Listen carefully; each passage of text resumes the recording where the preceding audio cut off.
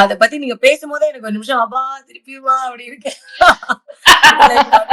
I wouldn't say it's a drama. But like இந்த கல்யாணம் இப்ப ரொம்ப மிஸ் பண்றேன் அந்த மொமெண்ட்ட. ஐயோ! அது திருப்பி வருமா அப்படிங்கிற மாரி. இது அச்சோ! நெறைய பேத்துக்கு தெரியாது. எப்படா முடியும், எப்படா முடியும் அப்படின்னு ஃபீல் பண்ணுவோம். பட் அது முடிஞ்சதுக்கு அப்புறம் it be like a void. ஐயோ!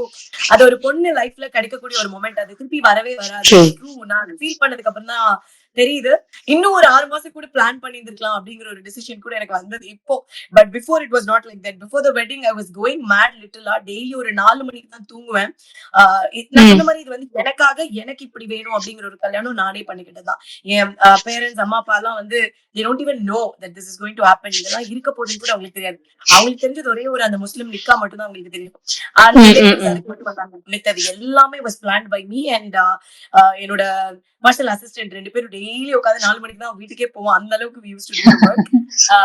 ஒரு ஒரு கெஸ்ட் லிஸ்டிங்ல இருந்து பட் ஸ்டில் நெறைய பேத்துக்கு என்னால கால் பண்ணி இன்வைட் பண்ண முடியல.